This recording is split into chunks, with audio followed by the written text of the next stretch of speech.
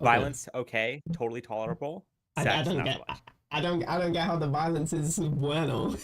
It seems Yeah, really. no, but it's because it needs to be because we're a military society. It's like the basis. It's like that's the basis, and then it's like it's reacting to that. It needs to stay like relevant culturally, if that makes Mm, sense. I always okay. think muscular Christianity is like fucking like what do you say? Like almost like yeah, you're a knight in shining armor. You gotta beat the bad guy, get the Exactly. fucking chick from the dragon, like Like sort war of on shit. terror, like war on Yeah, terror type shit. Yeah, exactly. Like we gotta go like liberate. We gotta like bring our. It's like crusader shit. just It's as like that like kind of throughout shit. time. Crusader shit. Yeah, Yeah. yeah, Yeah. crusader shit. Yeah, It's fair enough. always been a part of Christianity, I guess. Yeah. Exactly. Um. Sorry, I'm just like throwing that. I'm not. I wasn't trying to interrupt what you were saying, but like yeah, like it is. It bleeds into the culture. Like even people like Sanderson, he's gonna have to adapt to that. Like that's. Mhm. Galactic kept recommending me this from when I fucking yeah, they were telling me about the like class systems of it and everything. I never read The it, but class systems, you make it sound like an RPG. kind of the way they put it out, it kind of sounded like one. That's I don't interesting know. because I could see how you would think that, but that's like way down the road. Um, Got you. but yeah, he was talking about so that this one character, she's more mature. You don't really see her all that much. Okay. She's sort of this like philosophical scholar, and I really like how he anime does this really badly. I just have to use anime as an example to you understand what I'm talking about. But Frenzy calls it fake smart, where the character is smart in a very just linear way, where intelligence is measured by you being able to predict the future and go, yes, I predicted Yeah, every yeah, yeah, line yeah. Oh, back, of your sentence, and or oh yes, the microbacteria in this part of the kitchen was a little bit off, so I knew that there was an invader here. And it's just yeah, they lick their so. finger, put it to the sky, and they're like, "Oh, the wind direction will tell me where the story goes." Like, yeah, some sort of Literally like Sherlock Holmes. clairvoyant shit that Literally like Sherlock doesn't make Holmes. sense. Yeah, Literally Sherlock Holmes in the modern era. yeah, such a fucking trope, dude. The kill a kill uh, type shit, such a trope. right, and so the way Yasna's meant to be intelligent, but it's not just from what people say about her. It's just the fact that immediately she makes what do you call it, deductions that make sense. So this guy starts writing in a language she doesn't understand, and she's repeating characters, so she goes, oh yeah, those are probably numbers, because you know how numbers are the same in sort of our global society, right? So No, that's not an okay, observation we would make, but for them it's not like that. So okay. she makes the observation, oh yeah, that would be that would be those would be numbers. And I thought that's a very interesting way to sort of show that she's savvy, because it's not something that was relevant to the scene. She's not, for her to deduce that, it's not plot relevant. Is Sure. not plot relevant. It's just something that's sprinkled in there. And I thought, okay, yeah, that's a really good way to show that she's thinking about stuff, because she's a scholar. She knows multiple languages. It would make sense that she would deduce that.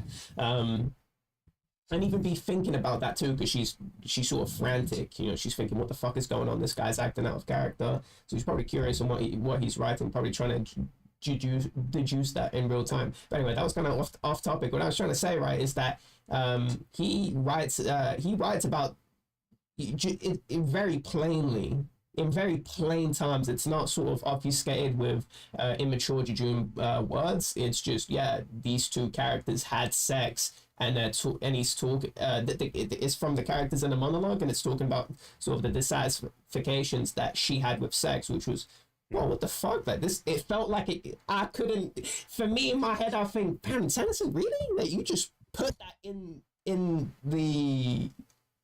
You just put that there for us to read, because he doesn't really Moment. we've never seen that. So I'm thinking, okay, either he's evolved, or maybe he's just taken the character, in that specific character, we rarely see them, we rarely get into their head. Maybe he's taken that character in that sort of more mature direction, or maybe he's just getting more mature with his writing, where he's more open talking about sexual interactions and sort of dissatisfactions with a sexual interaction, and just in the relationship in general that she was having with this guy that starts scribbling some bullshit. I thought that was I don't even know what I was originally trying to say, but I wanted to talk to Stealth about that, because I wonder what he would think, because he's read the books and he probably Yeah. knows Brandon's writing style. I wonder what he thought of that scene, because also I just thought it was just a really mature dialogue.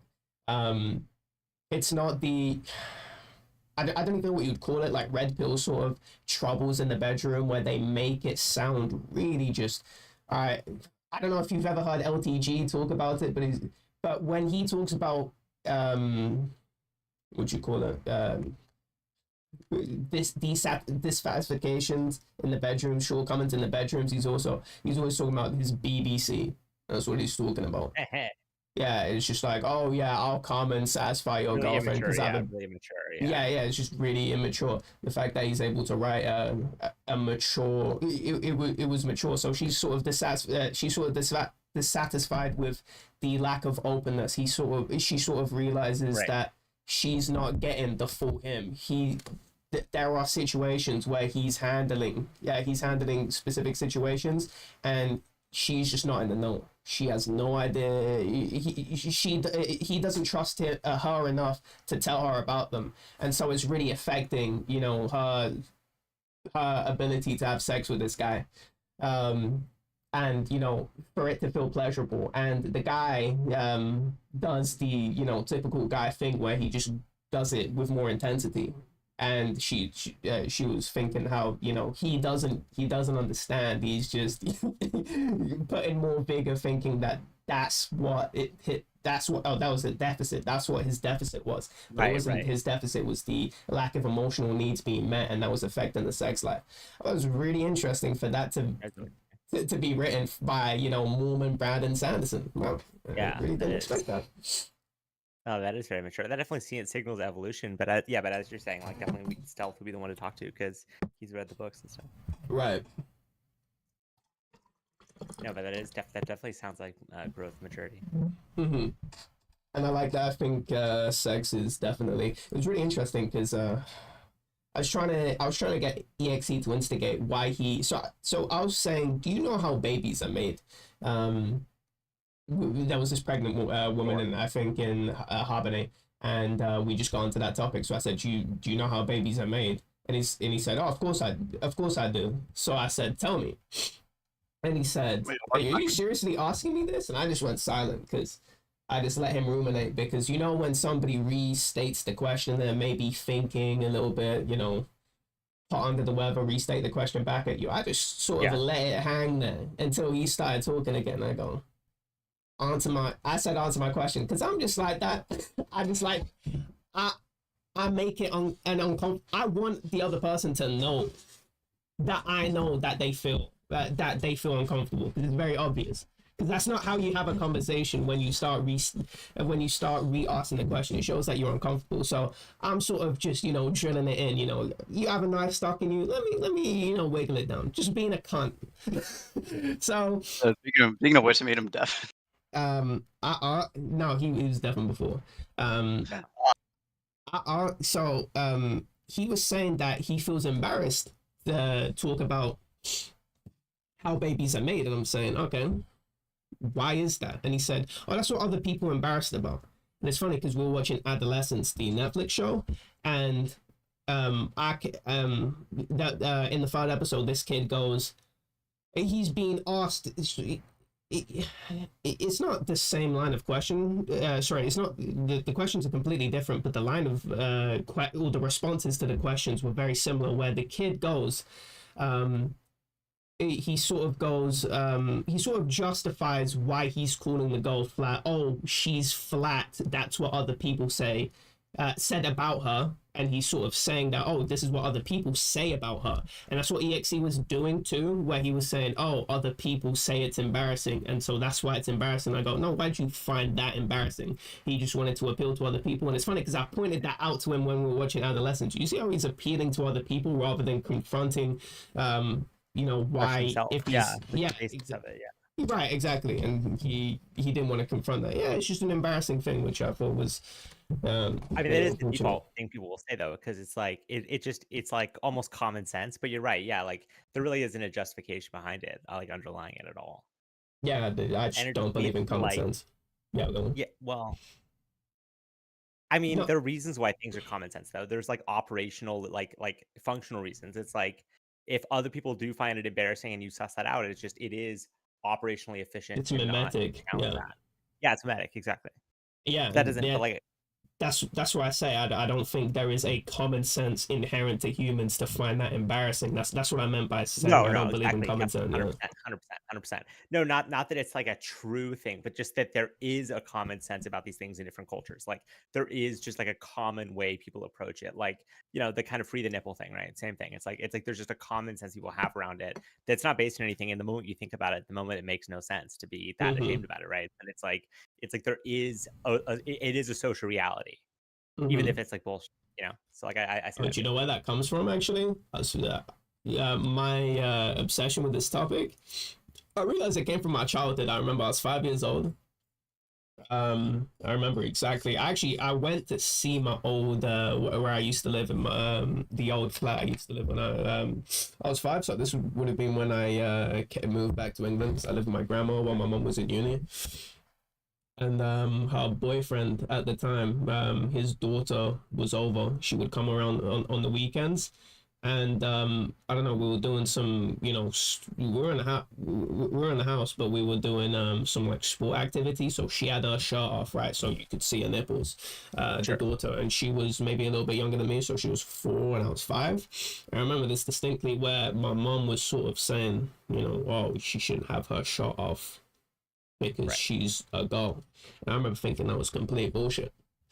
That's where my nipple thing started, but I didn't continuously have that belief. That's not a belief that Right. I didn't really think about that until Sure. Right. later on, where I thought about the so, I don't know, just what do you call it, a line of questioning to make people think about inherent thoughts that they would have, these sort of common sense Assumed things. truth. Yeah. Yeah, right. And I think that's why I particularly feel stronger to the free the nipple thing, because I thought that was complete bullshit. And it was complete bullshit. I'm glad Kid Me had that revelation where that was complete bullshit, and I stuck by that. Instead of just falling to society and letting myself be, confused by something that clearly just doesn't really have justification. At least to me, I don't think it really has Yeah. No, it doesn't. I justification. don't think it does. No, I don't think it does. Like not Right. not a good one. It's like a misogynist one. You know what I mean? Mm-hmm. Yeah. So I think that's where that But I came think from. those things are interesting because then you kind of get a sense of how much people have thought about things. Like it's kind of a test I think you're running on people to see like where they're at with self-awareness and like where they're at with like the kind of interrogation of the things they believe. It's like you're not just doing this for no reason. There's like a specific reason you're saying this. Mm-hmm. Like asking people, I think. And I think it's to test people to see like how much they've thought about the things they believe. Mm-hmm. Yeah. That's why I use it Is an for. alien? Is it And technically? would you say, because you keep It's a muting good too question. quickly? No, he was saying it's like the alien thing. It's like the is it technically rape? Is what he said. Oh yeah, the Alpha Centaurians. Yes, I and I have was I have a like, it's a good specific thought name for them. experiment. Yeah. I don't know if that Alpha I've been watching a Centauri. bunch of Star Trek recently. What'd you say? Star Trek good. Watching a bunch of Star Trek recently. Oh, okay. The Alpha Centaurian one, that one was definitely. I don't know if that one's particularly good. I think it's more of. Controversial. It's definitely, well, it's purposely extreme. So, I know, but yeah, that's what's funny about it. Yeah, yeah. because it's like it really like you're going for the throat with people there. I feel like. Oh yeah, exactly. Yeah, I just want them to. I really want them to admit something really controversial. Or at least no. This is what it is. It's I want them to not say something. Well, it's not that I want them to, but when they get put into the position of not saying something controversial, it makes them also sound insane for saying that. Because the way the hypothetical is set up, it's meant to make you say something that's really controversial, because that's where the logic is leading. So when they say something uncontroversial, I'm not really sure if it's real. They're like a changeling. It's like, yeah, have fun. But it's true. It's true though, right? It's kind of an interesting question. It's like, what is that? Like, what is the difference? Like, what's the? Because it makes you ask ask yourself, why is rape bad? It would be the psychological Obvious reasons. the psychological results from that action. Why do we make rape specifically bad as opposed to other form of boundary breaking? And I would say that's the main reason, the fact that we completely, get fucked up when those specific boundaries are violated. is at least the main reason. It's not something that I've really thought about outside the hypothetical, but that's the first reason that comes to mind. Why? And so if there are creatures that don't have that same boundary, okay, well, do we rethink this? At least with these creatures, is that is that rape in the same way as it would be rape to a human being? I think Alpha Centaurians are just built different. Yeah, what are you gonna say? But even if that's the case, it's like, well, is there still an interest in changing that? Like, even if that's the cultural standard, there's always the question of like, well, how much is the cultural standard representative of what the population wants still on some level, right? So it's like, it also raised the question of like, well, are there situations where, okay, that's officially not rape, but like a lot of people who have that belief are the ones in power, and a lot of the people who don't like getting basically don't like what's happening, and it is rape to them, right? Like, even if it isn't like at a larger level. So yeah, it just makes you like, I think questioning is always good in that situation, because it makes you ask questions about like the conditions under which like this stuff is actually taking place, right? Because like it's like, oh well, people in Saudi Arabia, women don't drive in Saudi Arabia. It's like, well, do they like not driving? They can drive now. Well, I know, and like all the fucking political activists are like on like death row. Anyway, but like the ones who actually advocate for like all like either going to be executed or like in prison forever or like exiled from the state or like fled or dead or so yeah, it's like, wow, great job. But yeah, like it's that's one of those things where it's like, well, what is the case versus what do people want, right? Like it is an interesting question always. But yeah, hockey about to start. I gotta go. I'll talk to you guys later. I was gonna ask something. Fuck. Sorry about that. John. It made him dip. Yeah. Now I was gonna ask about freedom. There was this one lecture I watched by Timothy Sidnall. He's a historian, and the way he conceptualizes freedom, he was using an example from the Ukraine war where it was specifically a language peculiarity, where the way usually people would call it liberated. Oh, this part of the country got liberated. But he translates it to deoccupied, and he was saying specifically Ukrainians say deoccupied, and it would be a mistranslation to say otherwise. And without thinking, you may think that these terms are similar enough to be the same thing, but they really are quite different, because when you say liberated, it conjures up. Oh, it gives you that, yeah, freedom, bitch. Right, like, exactly. We did it. We beat the demon, the evil demon, and we we're free to like. And there's excised. also yeah, right. And like deoccupied, just like we dealt with the thing. Like our thing, the thing is dealt with. Like we, what do you say? There's a difference in freedom of expression, freedom of speech, freedom of thought. Like there's so many different avenues that you can express freedom in. You can, I don't know. He used this one example about the school, where the kids would be playing at the school, and then after, I think it was after the occupation, or sorry, like during the occupation, obviously the kids are not playing there, and then after they got deoccupied, the kids are still not playing there, and I think it was like specifically to do with bombs. I think that the school may have got targeted, and you see how they're not free even though they are liberated, quote unquote. It's because they're not liberated, they're not free. That freedom doesn't exist. The occupation itself, there's a stigma that lasts with that. Like putting the idea of like freedom or like liberation on after being like invaded or something in their eyes. I mean, there's always going to be a stigma. They're never really going to like. Yeah, that's you can go into South American countries with us, because we, like Bolivia is a really good example, where we technically, quote unquote, liberated them in some way. They liberated themselves. They still had like a stigmatism, a stigma afterwards, where it's like, oh shit, like, is the war gonna pop back? Like, they'll always have some sort of like I don't know, like just the concept itself. I don't know. It also depends on what you consider free, because like freedom changes. It's a weird term that gets used for a lot of things. Yeah, it gets like, used idea of so freedom in liberally. America. Yeah, right. Like I don't know. It gets used in general, like so many different ways. Like you go freedom of speech, like freedom of thought's a really weird one, because you think that if you start thinking like, okay, what I'm saying isn't like is my own words, then you can get into this huge psychological loop thing where it's like, well, technically you only know those because of the things around you, and you really don't have control over your environment. Like on some level, you can control the things you ingest and digest, but even the things you don't Not want even to, that. you know, like I mean, not really, but you know, you have the idea of it at least, you know. So Mhm. anyway, yep. I'm sure Diaz will talk about nihilist. Trickies. Hi, Trickies. How you doing? Yo, Yeah, I'm gonna go for a piss first before we talk about it.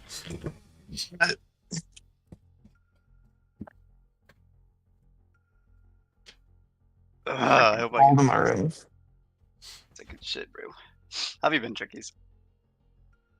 Right. Exhausted. I just got home from work. Was gone 12 hours today. Wait, when did you start? Have you been working the whole time I talked to you, or just get a job recently? Because I don't remember. Just literally last week. Okay, I was like, I don't remember you having like. If I could ask what you up to, what you doing, what's your major? What's my major? What? No, wait, what are you doing as a job? Same thing I was doing back in 2023, if you remember. Ah, fuck, ASP. Oh yeah, okay, ASP. That's not bad. Or DSP, if you prefer that. Dark Side Phil. Dark Side Phil, dude. Oh my god, I used to watch this shit when I was younger. Really? Dude, recently his videos have been so funny. Not his videos, but the people making fun of him. Like the people making videos on him. The fact that he was able to get like he still does that after like getting caught jerking off on stream is insane. Like that. That was him? Are you serious? Yeah, that was him. Yeah, no. Wait, Dude, when was yeah, that? Was that in like 2017? Yeah, that was a while back. That's what. Oh Like, my most god, people that was know. him, dude. Yeah, that was him, bro. Yeah. Dude, I didn't realize that. That makes so much sense looking back now. I remember seeing that when I was younger. I never realized that was him. You can, if you believe you can achieve, you know, you still got a career, I guess. That's so wild.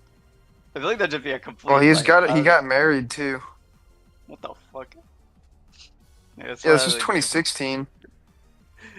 Wait, he was the one that got caught. Yeah, you're literally whacking it on I stream, man. remember seeing something like that, dude. I remember that too. No, I remember hearing about that. I never knew it was him though. Wow. Yeah, look it up. I mean, it's infamous, man. It's like horrible. Maze. Yeah. Oh, welcome back. Dude, wait, Fleur. Isn't, oh. Did you know that DSP was the person who got caught masturbating on a stream back in 2016? Oh, I didn't know it was back in 2016, but yeah, I know he got caught for masturbating on stream. I remember someone doing that, but I never connected because I only found out like who DSP was really like this year. Recently, yeah. But I knew that person. I knew like who did that. I didn't know it was him. Oh, I remember DSP that just in uploaded. 2016. Did he? Yeah, well, DSP, like the good channel Memology 101 Well, 2 minutes ago. Oh yeah. Not his videos are never good. Like yeah, who the fuck? But he gets one view. He should really be able to control. he probably already has. He probably realized that at this point. That's the only way he's gonna be anything. Nah, but he should make his channel just troll. You would think it's a troll channel. That's what he should make his channel look like. Yeah, you think so? Yeah, just get no, but back but anyway, what was it? Back to what Wonder was talking about before you got here. He was like, I'm surprised that he's still relevant after getting caught doing that on stream. And I'm like, I don't know how you're surprised. Because why would you think that would make you irrelevant? I'm just afraid that isn't the like common meta every time he does something. I mean, I've seen comments about it, but I thought it was like something I didn't understand.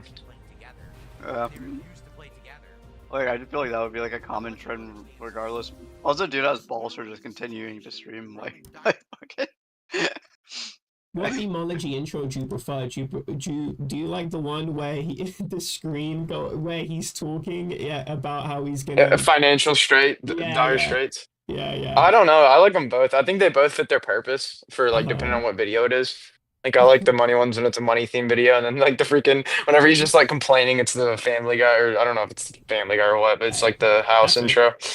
Yeah, that's what people. I think that's what people call it in the comment section. But yeah, that one is good too. But The Dire Financial Straight one is so funny. Oh, dude, I love that one. I love that one, but like, yeah, I don't know. It's hard to pick between them both because they're both really good for what they do.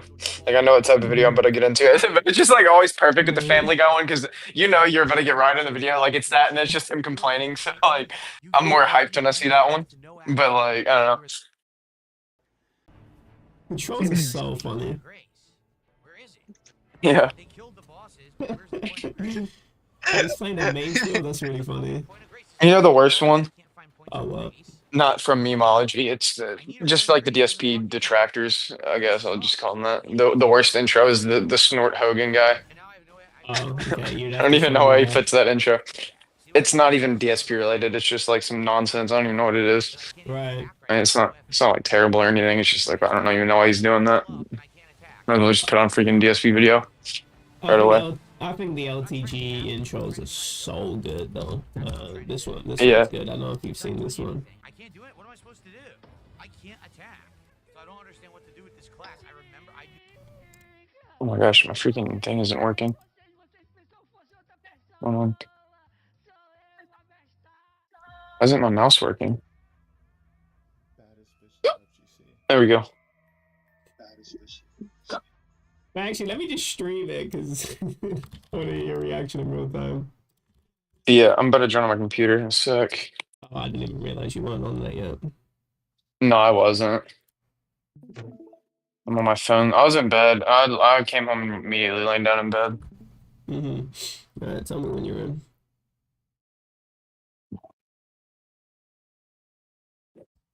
I'll watch this video in the meantime. Anybody that thinks I'm gonna upload my Twitch streams to YouTube, I'm gonna make sure that doesn't happen.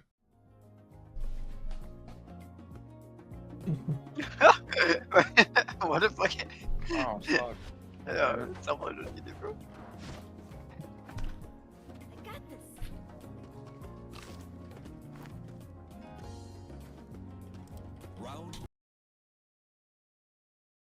I had this other one that was open. Give me a minute. Okay. I'd buy more beer. Jesus Christ, dude. He was playing Sekiro on this one. You ain't no fucking hustler. Yeah. Revolver theory. Wait, this intro's good. Let's find out. Let's keep the hype coming, my niggas. Let's go, my niggas. Not only did you do that, they got your ass on camera. What the fuck is this? This is the clearest video I've ever seen. This is the most HD shit ever. Anybody This is from 4K. Cali that moves from How Cali did they to goes get to you in Texas is a 4K? fucking failure. You ain't no fucking hustler. Alright, I'm back. Revolver theory. Wait, what? He was with RDC? What? No, that's just the AI or whatever face over. Oh. Alright, this is the one.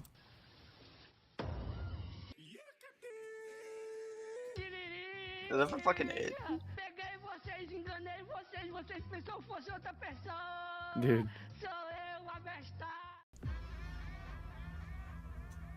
Baddest bitch in the FGC.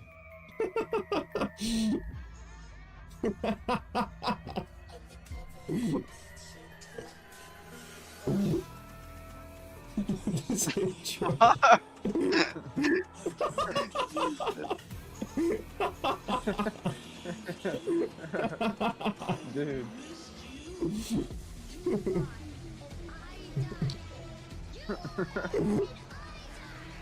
This is what AI should be getting. Bro, what is going on, dude? I don't know. Jesus fucking. This intro is crazy. Yeah. Wait, Fade Catcher? I don't know if Fade Catcher uploaded. This thumbnail. Holy shit, God, dude. It looks like freaking ambush from Doors, bro. What the hell? Why is his head shaped like that? I gotta, hold on, let me find a gif. Okay. Why do you like touching little kids, bro? Oh, here we go. I have all the energy and rage ready for you. I'm ready. That's what he looks like.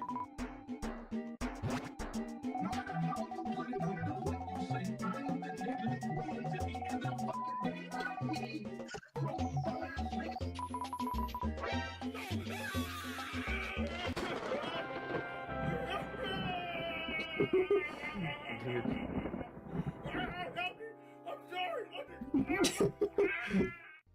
Yeah, they really fumbled the bag in this shit, man.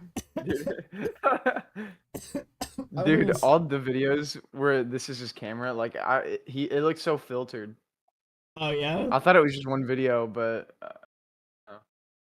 or like one stream it really looked like this. This looks like Greg FPS's camera when he's playing Shang on that one clip.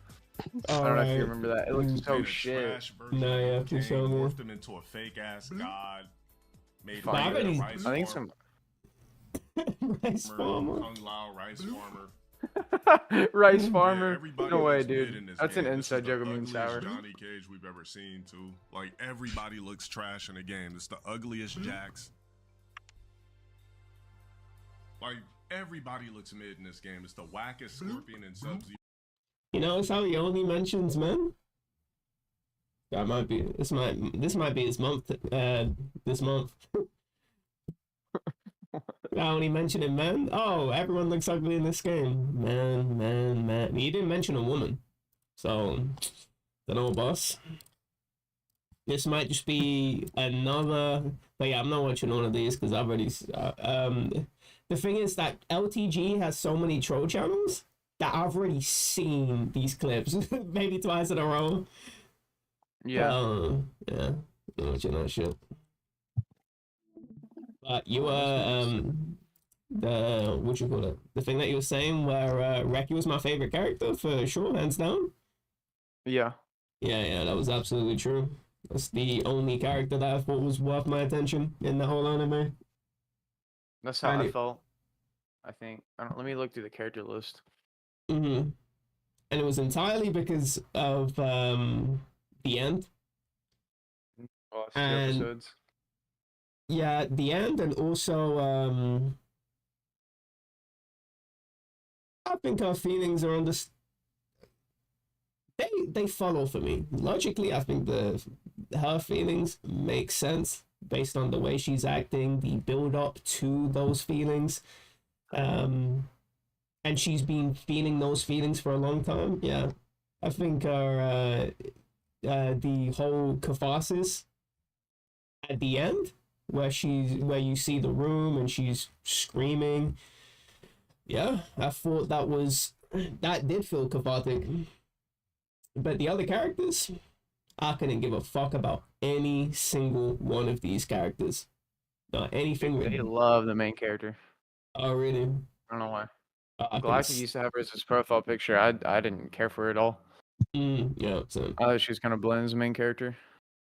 Oh, yeah, I was saying the same thing. I thought she was a little bit bland. When she showed a little bit of initiative, I was thinking, finally, we're actually getting some vigor in this character, because that character, probably one of the worst characters to ever follow, because obviously the main character is the one that is centered on. And so you want a main character to be very... conduct themselves with, in a way where they're getting into situations that are interesting, or they're discovering interesting bits about the environment that they're in. And there was just no intrigue that she caused for me. At the beginning, especially, where it was later on where she's actually a lot more inquisitive about what, the wall and everything, the well. Finally, we're actually doing stuff. At the beginning, she's just not doing anything, and she's playing school life where, let's go. And the characters are all very happy-go-lucky. And I don't like those situations where the conflict... I like drama. I think drama is really fun, because when you create drama, you're showing characters with flaws. With major flaws that they have to overcome. And I enjoy that. And plus, that's just how life is. People have major flaws, and so when you see situations with people with flaws, not only is it something for characters to overcome and a character to adapt to, but it's also, it feels real. I feel that. I've seen situations like that. So when everyone is sort of, people have their moments, but genuinely, or in general, people are very supportive of each other. And I found that quite boring. And that's why I think Reki is nice. she's a nice character because her insecurities are big, and I don't think that the other characters were driven in the same way as she was with her insecurities. And I think everyone has insecurities, and so the way they interact and how they lash out, people can really do harm through, you know, these little insecurities that they have. I'm thinking about when I was in secondary school, thinking about, you know, just actions that I regret based on things that I didn't even believe in and just conforming to society. I feel really bad about that. That's why I try and deviate from that. That's sort of a trauma for me. And that was based on, you know, insecurities, right? And you can get into big fights with people based off of that. And it's just all based on, you know, fugazi stuff. But you're not in the mind state where you're doing therapist on yourself, thinking about, oh, this is where these feelings come from, and it's just something that I have to deal with, something that I'm not secure about. Usually it's not like that, and so people get into drama that they don't even fully understand themselves. And so the dynamic for me was not that interesting. I don't enjoy that sort of dynamic. Because I'm watching a show and I'm watching it for drama. I'm not watching it for, oh yeah, we're just watching friends hang out, building up a friendship of just characters just hanging up and stuff like that. To me, that's not interesting for a story anyway. Yeah, maybe in real life I like situations where everyone is sort of, you know, very supportive of each other, because that's a good environment to be in, right? But that's not what I'm looking for in my media. Yeah, imagine if it was just, oh yeah, that was just Naruto. Oh yeah, Orochimaru was just cool. That's a bomb. Why would you ever want to watch that? I don't want to watch that. I want to watch somebody that has deep resentment.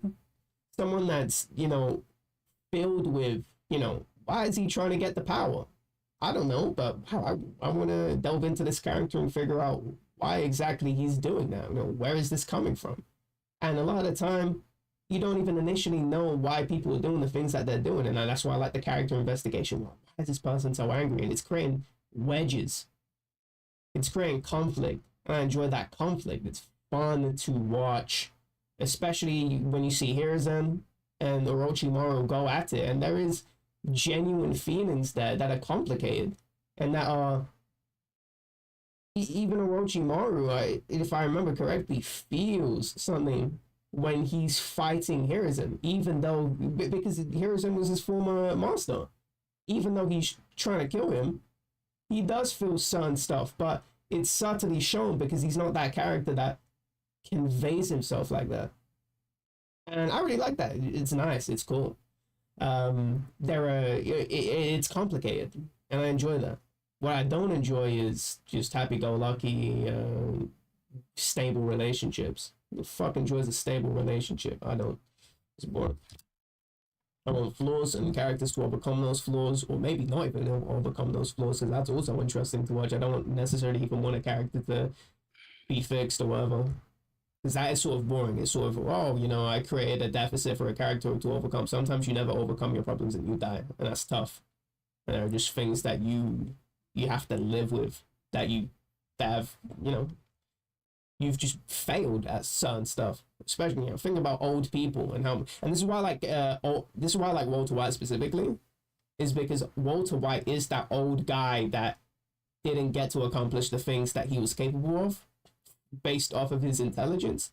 And so him going on sort of an ego trip, because this is really what it is, and he's lying to himself constantly throughout the show. He's going on a massive ego trip through that whole show, about sort of proving himself to himself that he's capable of doing, you know, extraordinary things. It's not even really to other people, because he can't even convey that, because obviously he can't. His brother is a DEA agent. He can't convey that to anyone. He's kind of proving himself to himself. Really interesting dynamic there, and I like that, because he can never go back in time and, you know, become the boss of Gray Matter, which is the not organization, but like the billion dollar company that he helped found. and that's interesting. I enjoy that character, and a lot of the conflict comes from, you know, with his wife. A lot of that stems all the way back. If you trace all the way back, it all comes down from, you know, him feeling as like a failure, and then conflict arising based on a chain of events that lead down to, you know, just a spat with his wife. You'd think it's just a spat, but it's way more complicated than that, and I like that. He's very understandable. I think the logic works with that character. You can sort of logic it out in terms of, oh, that's why he's doing that, if you understand the full picture. Yeah. I think it's the lack of conflict that didn't really get me into the show. I don't really like watching shows that lack that certain conflict, but also that's just one side of it. Those are just character conflict. I think the world, the lack of exploration of it at the beginning, I think I could have gotten a little bit more about the world in the span of, let's say, the first 4 episodes. I could have learned more about the world, and there's still stuff we don't even really know about the world by the end of the show. Yeah, it's just left a mystery. That's what I was complaining about to Galactic. And he's like, oh, but that's not the point. I really didn't enjoy that part of it. I kind of wish they did more with the world, because I was very intrigued. They set up a lot of questions and then they never answered them. Why is the sky green? That's what I'm wondering. What's happening with the sky? The sky's not normally green. But yeah, no, we don't get to see what's on the other side of the wall. We don't really understand what these men are with the robes. Yeah, we don't even get teased at it really, so it's like there's not like more questions to focus on. You know what I mean? Mm-hmm. It's kind of feels random. Mm-hmm. And I didn't enjoy that aspect too, because I know there was enough time for them to at least elucidate a lot more about the world, because they spend a lot more time building the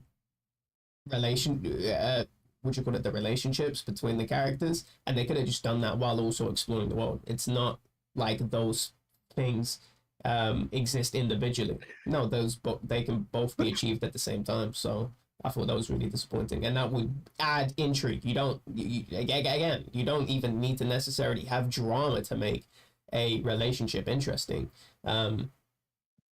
You can also have other things to instigate an interesting relationship. For example, you exploring the world, or exploring certain questions about the world. I always find questions about if it's a fantasy or something based in another world, I just call it fantasy. Let's just make, when I say fantasy, I'm specifically just talking about something that's based off in a world that's not ours. You can certainly make things very interesting by exploring the different, I guess, what makes the world tick, what's happening, what is different about the world. I think, at least to me, that's already immediately intriguing, and the fact that that was not done in the fashion that I would have expected it to be done in something that I would find good. Yeah, I really did enjoy that. Did you like it? So you said you didn't like, if I remember correctly, you didn't like any of the characters, but fuck is her name? Reki? I said I don't remember enough. And I was looking through the character list. I don't really think anyone else stood out to me that much. Reki's the only character that really stuck with me up to this point, at least. So, and yeah, he felt like a good character that was stuck to an anime that was subpar. I think if she was in something that was something different, with characters that I cared way more about, the drama would be so compelling to me, because I think that is that's a struggle that I understand, not being able to tell people about certain things. I think everyone, at least to some extent, understands that, because we keep a lot of things to ourselves. And so the fact that that character exists in an anime where the characters are just not that compelling, she is running the show. She's a good actor in a shit movie. That's what she is. She definitely carries the show. I mean, she's the reason I liked it, really. Right, and she can't even carry the show, because to me, the way I picture it is that, think about a plank, right?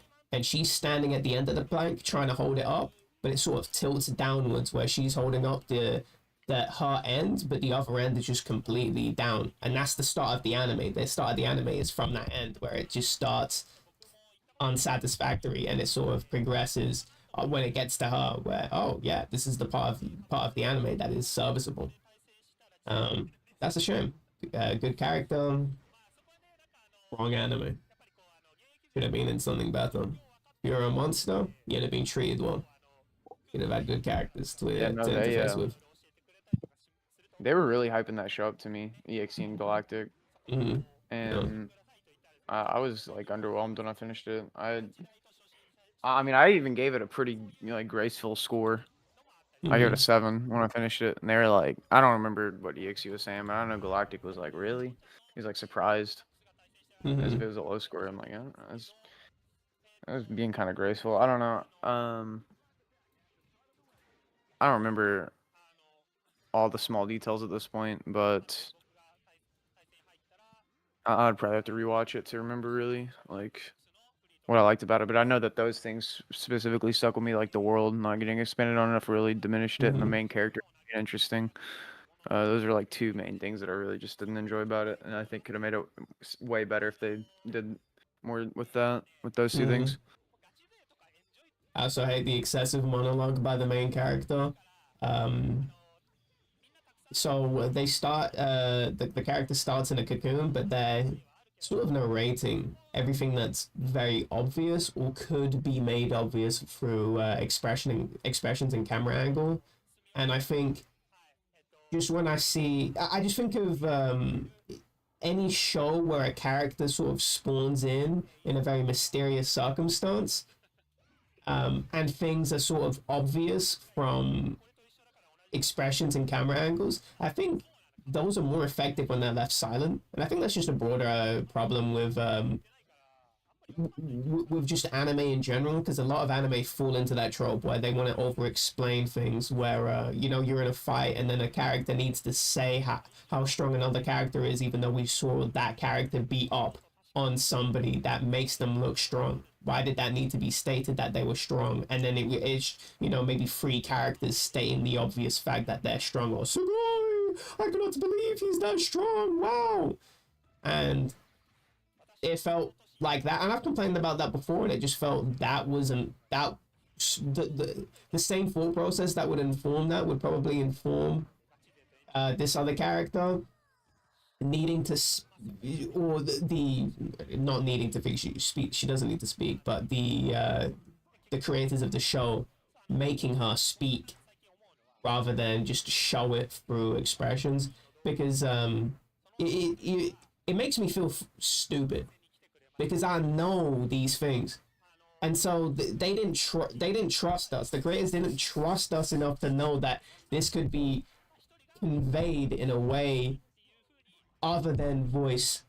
But not only that, it just kills the atmosphere when it's not kills the atmosphere, but I think it dulls the mood. When I think that would have been a more powerful scene of her being born without speaking, and everything is conveyed through character expressions, because it would be a nice parallel to I guess the lack of coherent thought when you were born. You're crying like a baby when you're born. You're not, this coherent being. It's sort of a lot of the thoughts are, I guess, in a realistic scenario. Let's say when you wake up, you're not monologuing. Wow, everything is wow. This place, I woke up in a different place. Wow, this is really weird. You're not thinking that. It's sort of, wow, I woke up in a different place. It's very aware. It's very apparent to you. That doesn't need to be conveyed in language. That's just an instinct, right? And so when a character is monologuing that, it looks stupid. I don't like that. I don't like when a character is monologuing. Wow, that most obvious revelation that is possible. Wow, I can't believe. Really? Why are we saying this? This is an obvious revelation that, even if you didn't show it through the character expression or camera angle, I would know that that's what you're thinking, because that's the situation you're in. That's what I would be thinking too. I can empathize with the character, even though I don't care about the character. I can empathize with them empathize with them enough to know that obvious fact. So pointing out the obvious in sort of a verbose monologue, nah, I really didn't like that. But that's just a lot of anime in general. I sort of accept that about the medium, that it likes to do that a lot, which is unfortunate. But I still am gonna critique it just because it's part of the medium. I'm not gonna go, wow, that's not worth critique, because I hate when people do that, where people go, yeah, but it's a slice of life. Oh, but it's a JRPG. Oh, but it's a, and then, insult whatever genre it's in. Okay, well then either the entire genre is a failure, or it's just a bad product in that specific genre, because that probably is pieces of work, sorry, should find a better word for it, but pieces of art within that medium that I would enjoy. But clearly there's something about this specific one that I'm not. And I don't like when someone throws a genre name at me to say, oh yeah, I do this one with JRPGs, where sort of people sort of excuse the shitness of JRPGs, and I think that genre is very conservative in terms of, it's a very, very grindy, and it uses an archaic level up system that probably could be changed and modified drastically. I know Dark Souls has definitely modified that system quite a lot, and a lot of companies are now using Dark Souls model. Actually, I think some games even came to a very similar conclusion before Dark Souls did. But it's not even that Dark Souls is perfect. There's still massive flaws in Dark Souls. The fact that you can just farm for levels, and because the games are usually open-ended, you can just farm for souls, which is just the currency in the game to level up, in areas that are way higher, because you can get to higher level areas early based on the open-ended nature of the game, and you can just grind souls and bypass a lot of the challenge. Yeah, that's fucking stupid. That's a flaw of the system. And for somebody to say, yeah, but that's just the game, that's just it's an RPG, bruh. Nah, I'm good. No, that's not because it's an RPG. That's a specific system that fails to, or there's a flaw in the system where people can exploit, and that's you can't put the genre title at me. No, that's just a flaw. Imagine if Frenzy went to me and I'm playing Final Fantasy VII, and then he goes, yeah, but it came out a long time ago. Okay, who gives a fuck? That's still a flaw in the game. I don't care when it came out.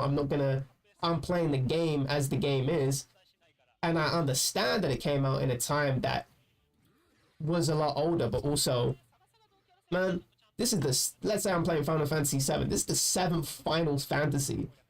You had 7 games to correct this level up system, this random encounter bullshit, and you didn't? Nah, that's on you. That's because you were super conservative, and you went with a medium that went with a solution that you thought worked. You didn't future-proof your game, but I can find games from that era that didn't do the same things. I bet. So, right. But go on. Oh man, I was gonna say something. Fuck. Yeah, I rambled on a little bit. Yeah, I don't remember which part it was at. I had it in my brain.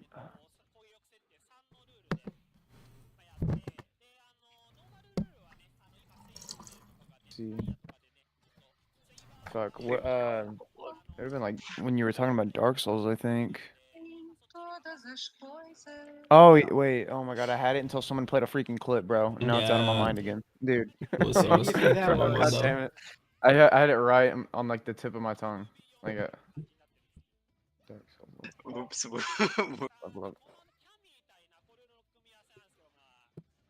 Oh yeah, it was about DSP, and when I was watching him play Disco Elysium, like I can just see the psychology of these type of gamers that focus on these level up systems, because I watch him play Disco Elysium, and then he'll just sit there and dialogue for 30 minutes, and he'll be like, "Oh, level up, nice," and he'll be talking about the game. It's like, "Well, I did this like 2-hour dialogue quest, and we got a lot of cool stuff. You know, we leveled up," and I'm just like, "Why are you focusing?" Like, yeah, level up. I got a lot of XP. That's what you're focused on in the game instead of like all the other cool stuff. Like that's what you're focused on. It's like, oh, I didn't do this 2-hour side quest for like all these like minute details of the back room of the library. You know, all this like cool stuff, like these all like the game and stuff. Like, you're worried about leveling up from doing that. Like that's what you think is cool. Yeah. Yeah, I know what you're talking about. It's sort of valuing the sort of transaction that you get for engaging in the task rather than the actual enjoying the task, as in the enjoying the Process. moment. Yeah, the process. Yeah, or the journey. And taking what you got out of that instead of like in your actual life instead of like in the game. Like when you stop playing the game, that level up's not gonna matter. You know what I mean? But the other stuff does. Exactly. Yeah, the process is much more important than worrying about the XP conclusion of how many XP points you got. That's just Yeah, because he'd be sitting in dialogue and be like, "Man, come on, this thing forever," and then he'd get XP and be like, "All right, we at least got that, so it was worth it." Like, bro, Yeah, why it's are a you? bad way He to was play so the game. focused on that. Yeah.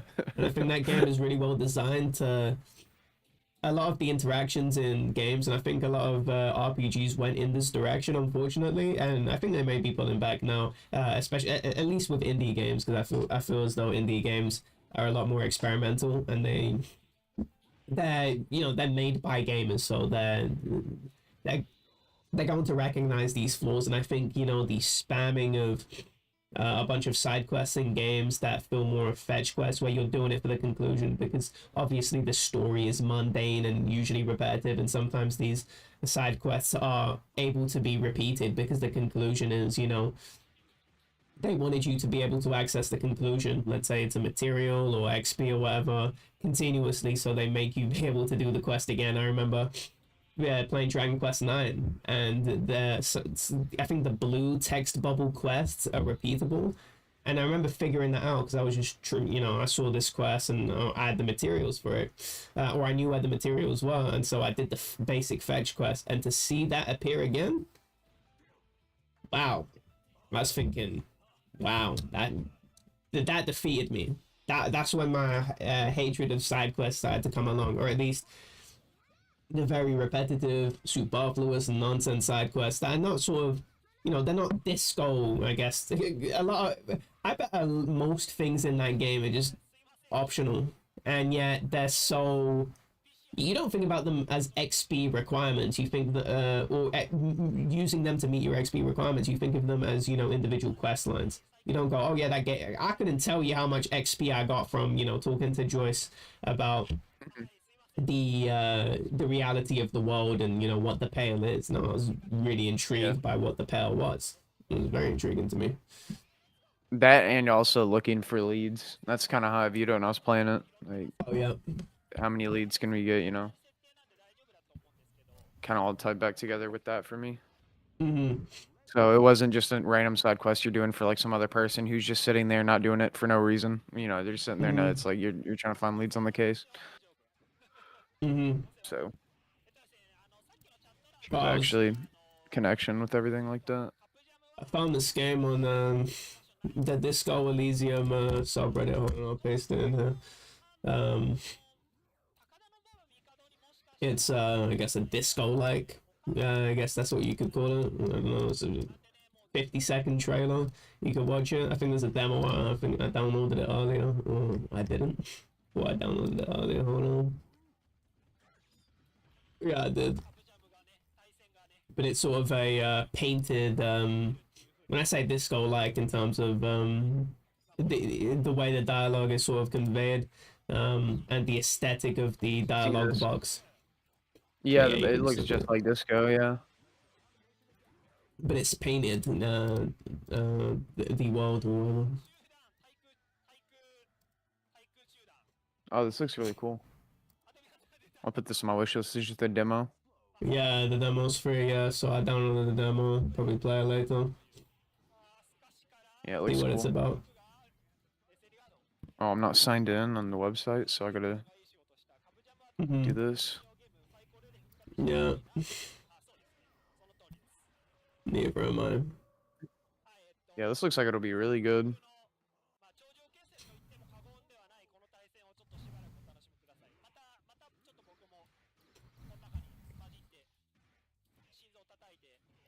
But yeah,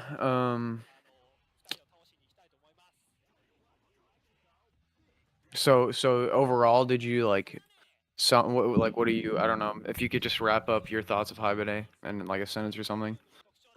fucking loved Hibernate. completely unenjoyable for the I just like most the of the art style. duration. The art style, I think the art style was great. Yeah, that it wasn't the fancy sort of neo anime colors. The art style of the characters too were nice, especially like yeah, Reki, the denim jacket that she wears. It was really cool. It was a really cool, really cool costume design. But it wasn't cool in terms of whoa, that a lot of let's say like modern anime will have really sort of cool character design. I don't say they're bad, but they're very extra. Like wow, that's a lot. I like how the character designs are simple. And they also change costumes throughout the show, which a lot of the time it's a very short show, and I like that. Yeah. I don't like when, especially when seasons change and they're wearing the wing protection. I thought that was a really cool touch and detail. I know this isn't even one sentence, but I guess we didn't talk about that. That's why. Yeah, you can do that. Yeah, talked about it a bit more, but yeah, it put it in a short phrase. Yeah, the art style was definitely good. The But art style, the art directors were the same people that made Lion. Pretty Yeah, I sure. Not forgot the their story, names, but bro. the Yeah, same animator. Yeah. yeah. What do you say? Yeah, And they for Galactic. Technolize too. Yeah, Technolize as well. Yeah. The story, Yeah. I think the people that made Technolize are the same. The story for Lane, I think, Really. but not for Hibernate. It was a different story writer, but the art people did it. So, if I remember correctly. But yeah, I always thought Technolize was the best out of those three, like by far. Shit, man. I don't know if you'd like it still, but the concept is just way cooler than like what Lane and Hibernate is. It's technically a spoiler if I tell you, but you don't really care about spoilers. If you're interested, it's actually really crazy. So basically, there's like the anime takes place in an underground city called Lux, and it's like these people were driven out of the overground world. It's kind of like a racist discrimination thing. They were seen as like being evil. So they got drove to this like underground city that's just like trash and like just a garbage area to live. It's like run down and stuff. And technological advancements on like the overworld were happening, and all the people in the underground city were just making like these robot parts for these people. And over time, the shipments stopped like coming in, or like people stopped taking the shipments, so like they don't know what's going on, and basically the world like started coming to an end. And society collapsed, and these people in the underground world don't even like know until time goes by and like no one's visiting from the overworld anymore. So someone finally visits the underground area from the top, and he knows what's going on, but like nobody under does, and he's like trying to save everybody by like he does it in a really weird way where there's like different factions in the underground world. Like there's like this like mafia boss and stuff. There's like 3 main groups that are formed. One of them is like a freedom group. One of them is like an anti-robot group, or not robot group, but like anti-technolization, which is basically like if you lose like an arm or something, you can get it replaced with a technolized limb, and it's like super advanced. So there's like different factions, and this guy comes from the overworld, and he starts a war between all these 3 factions to get them like riled up and like their emotions ready for like a war, because like something is about to happen from the overworld, where like full technalization robots are about to come down. So he's like trying to prepare them for war basically, and he just starts so much shit. It's like really crazy. Okay. So I think from the premise, like Technolize is way cooler than Lane. Yeah, Lane's a definitely fucking schizo Hibernate. dive. Like a lot of it's unexplained. You have to kind of like it's basically made to rewatch. It's just like fucking schizo feel, to be honest. Well, most people I meet that Yeah. watch it too just have no idea about the actual storyline of it, like, which I think is funny. Like, but yeah, anyway, fucking out of all, yeah, Technolize is pretty much where it's at. The OST Oh, on you Technolize is agree with me? really. Yeah, the Oh, OC is what? crazy. I love Technolize Yeah, OC. OST is so good. Yeah, it's so fucking good. I say the same with Lane too. Like Lane's also really pretty decent. But Technolize definitely takes the cake, bro. I didn't know you He's agreed with me on that. I don't think anyone else does. But No, seriously, no. I've dealt with too many Lane fans, bro. Like I've watched it. I like it was like one of my like I guess when I was like a teenager, I really liked Serial Experiments Lane. But I don't know. I never watched Technolize or anything until I was like I think 18, 19. Like rewatching Lane, it's like I don't know. Comparing the two, I'd say Technolize. It's more straightforward. You know, I yeah, you literally don't have to follow rewatch Lane, it. You understand yeah, what's going on. I mean, it's not easy. it's chill. Like you have to be paying attention, but you'll understand what's going on if you're paying attention. That's pretty hard for some people. But it's yeah, no, yeah. But I was gonna say, Fleur, you were talking about Hibernate with like the over dialogue use, or overuse of dialogue. Technolize is like the opposite. You barely get dialogue sometimes. Like the whole first episode, it's just like the first 13 minutes. There's like no dialogue in the first 13 minutes. It's like kind of crazy. It's awesome though. It's done really well. It's done really well, and I think the atmosphere. Yeah, Technolize has I think the best atmosphere of those three. For sure. For that reason, they really draw out scenes, which it can get boring to some people because of that, but they really draw out scenes and let you feel like the atmosphere in the world and stuff. Lane was definitely one of the least enjoyable anime I think I've ever seen in my life. I didn't like watching that. It's really hard to say shit about it because of how culty the fan base is. But when you start questioning the storyline of it, everyone has like their own weird ass fucking like fanfic of what it is. I think it's really funny. I put it simply, like I don't know. I think I would have had. It's usually this idea of being trapped in a simulation or something, like really vague ass shit. Like doesn't really go into like I don't know. And I mean, I don't know. They make it vague enough that that's allowable, but I don't know. There's not really a consistent flow. I mean, I'd say the last 4 episodes. Oh, like you know, it just becomes like some fucking like Coomer that goes into their planet. It's like I love you. Like towards the last 4 episodes, it just becomes like a actual schizo dive. I don't know. Like I mean, I think it's like it's well animated. They do have like something I'd say Technolize does better is subtle context, subtle context, like you're saying the atmosphere and everything. Like fucking subtle context is like nailed and Technolize, whereas like with Serial Experiments, it's like they just kind of like almost forcefully do it a lot of the time. Like I'd say the scene where Lane realizes they're being like spied on and shit like that's understandable, right? But the other things are just kind of, it's like either extremely in your face or like you have to rewatch it over and over for like a frame and a half and then correlate that to another thing. I don't know. Very, very interesting. The alien scene is kind of weird comparatively. Like if you compare like the alien scene with the spy scene, or even like her sister going like crazy or some shit, like it's just like some of it's just either like right in your face or it's like completely like I don't know. You have to like rewatch it or like get extra context outside of what you're seeing. I think with technology is kind of like I don't know, like it's the atmosphere much better. And with Technolize too, there's just way more characters. I don't know if there's really any characters I care about in Lane. Maybe Alice, is that her name? Oh, yeah. But yeah, besides her, there's like no one I care about in that show. And in Technolize, there's like way more going on, way more characters. There's way more. There's like whole different groups. So it's actual world building. I like like the characters way more in Technolize. They're doing the online thing. They're adding the online PvP. Coughed up blood flame, bro. I'm gonna die.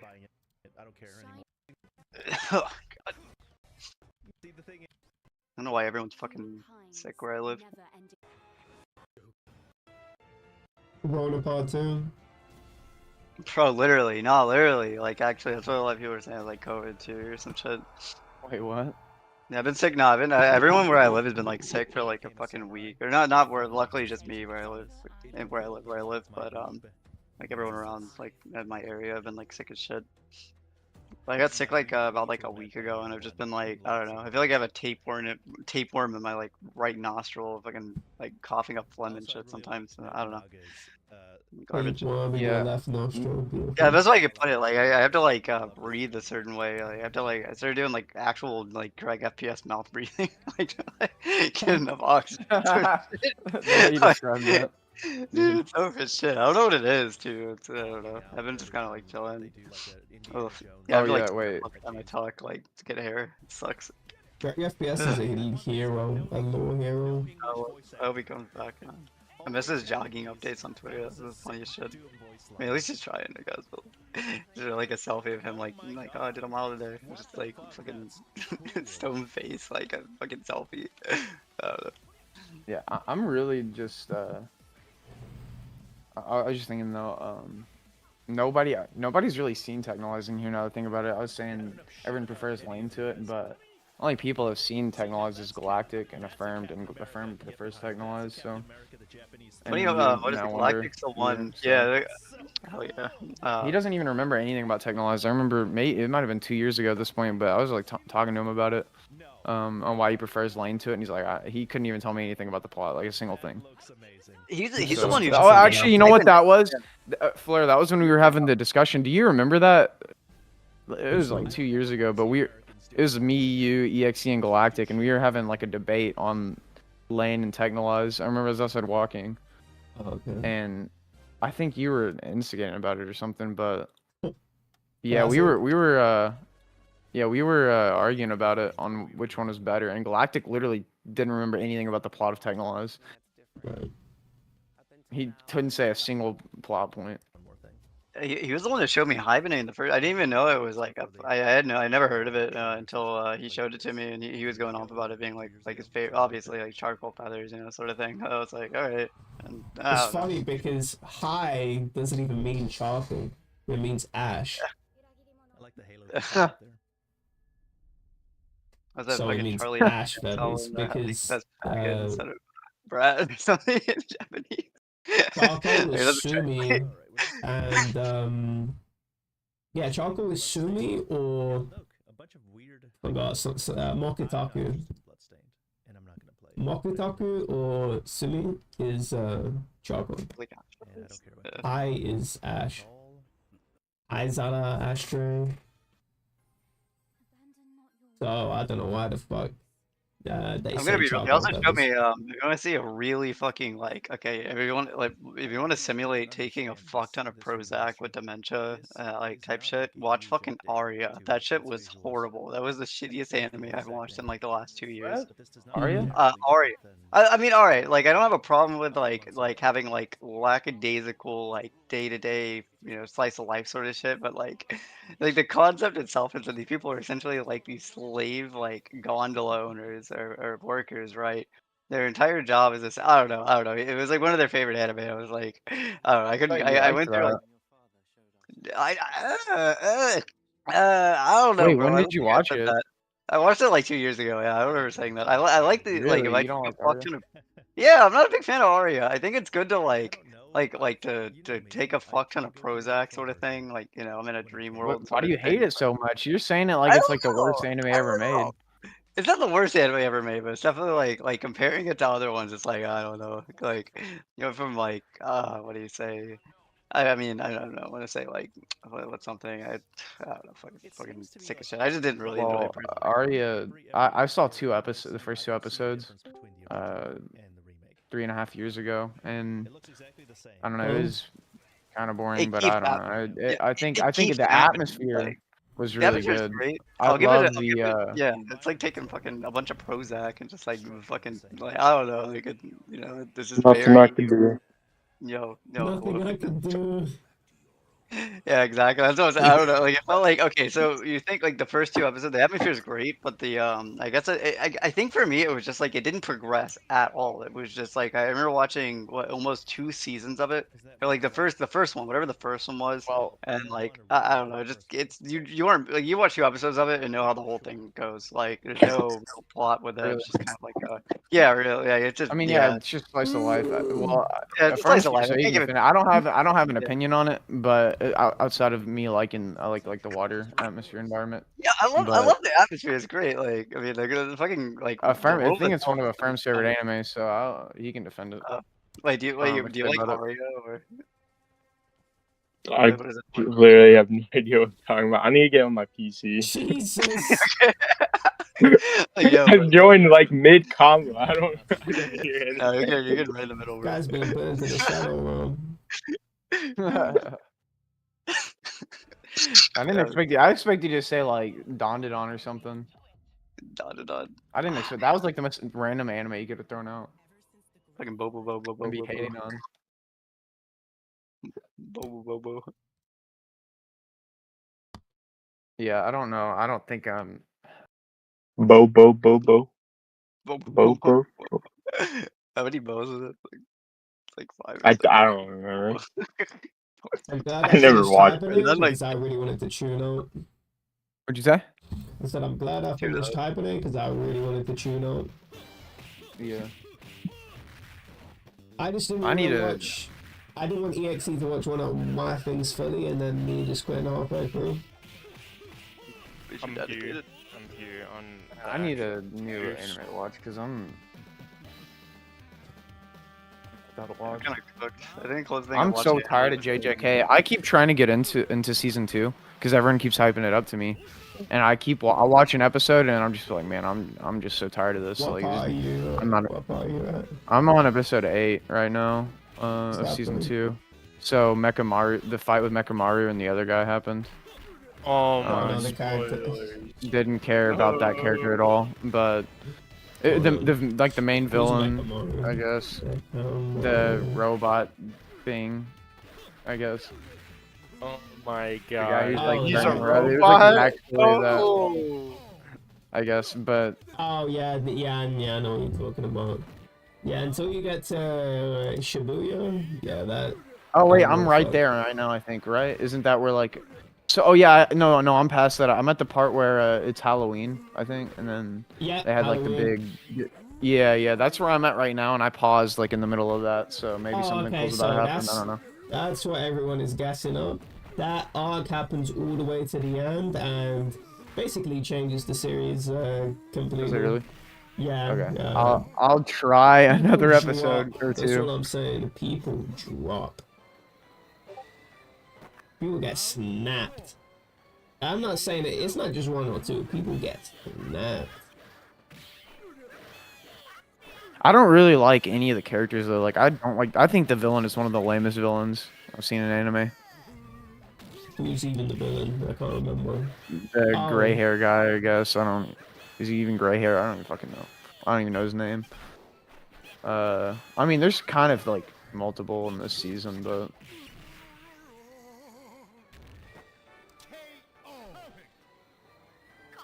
What is it? Have you ever Yeah. watched Galaxy Express? I mean, I could recommend No. that.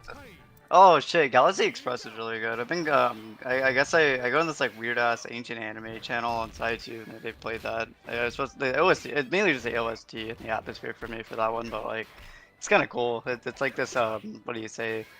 Kind of like I'd almost say space opera-esque anime about like you know it's like I don't forget the year. It's like 2150 years and shit, and they have this like intergalactic railway system that goes like, around the planets. People are kind of like it begin like there's like a transhuman thing that happened where people became like machines, but they kind of lost their identity in some way, and you know then like the bots are trying to slowly take over. It's kind of neat concept. I'd definitely recommend that. Like, You talking about definitely, this like, guy? but I always just saw it looking like Legend of Galactic Heroes. That's why I always like remembered it on the I haven't cover. watched it yet. It's like new anime. Yeah, don't watch it. I don't like any. I don't really like any of the characters, but Nanami. I thought Nanami was good.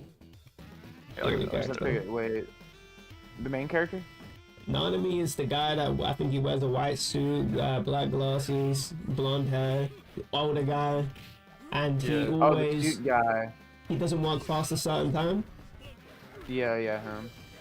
Yeah. There was one moment with him in season 1 that I remembered. That's probably the most impactful character thing I've seen so far. Where he, it's like the girl in the shop and he like helps her.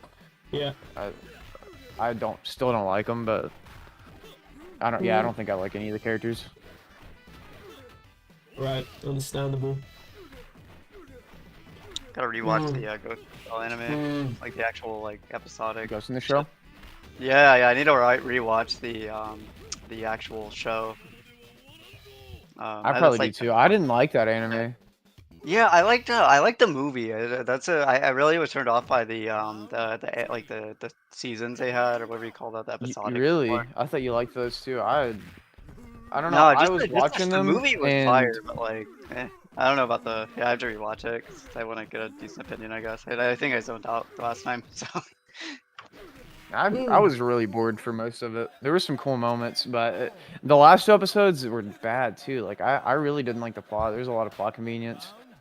It's better as a It film. kind I of think felt that- like Cowboy Bebop, where they were kind of going for this like episodic show, and then like the last few episodes got more serious, and you know stuff starts Yeah. happening. But it really failed at it. I Yep. think. Fucking forced like. I didn't like that anime. I just rewatched. And you know, Galactic like he watched it like right after I did. And he liked it a lot, I think. Before I go, I want something clarified about Hibernate. You know when they're talking about their real names or whatever? Are they talking about Are they talking about when they're saying that they're talking about like the character that's associated with their name, and they're saying that they're showing them are they showing a different like they have the same name but it's a different character associated? Are they doing that thing, you know, in Japan where the names they write their names they'll have their names and they'll be phonetically made out of different kanji, but you could also change those kanji but phonetically make the same word? Are they doing that? Is that what's happening when they're talking I think about? so. I thought that was more about the plot. I thought there was like an actual thing with that. I don't know. I don't remember though. It's been too long. Actually, I couldn't even. Yeah, I don't know. Hold on, let me I see what you're I don't saying. Yeah, I have no clue actually. Hibernate, I don't know kanji or anything. So. Hibernate real name meaning. Hibernate. I thought that had something to do with the plot though. True names of Hibernate 2006 info. I'm a sucker for anything that gives a concept of afterlife for sure. Like when it, especially in like anime, I'd say that like that's something I really enjoyed. Is like any sort of like conceptualization of what afterlife is or anything like that. I'm definitely a sucker for. So. Oh, you like I Death did. Note? I take a potato chip, but I eat it. Yeah, yeah, I fuck with that. Tsunami classic. Thank you. Yeah, that's funny enough. I think that's one of Niraj's favorites too. Like fucking geek out on Death Note. The ending, fucking never mind. Still pissed with the fucking ending. Pissed Bullshit. about it? Why? 3 kids kill him. Like 3 kids. That's what killed him. Out of everything. Really. Like put it like that. I mean, really. Anyway, yeah. It's more Yeah. about everyone kind of came together, you know. But I love that ending. You love the ending? I still have to I haven't watched that since I was Yeah, like. so That was, good. I watched it on Toonami when it aired on like Toonami. last- I guess.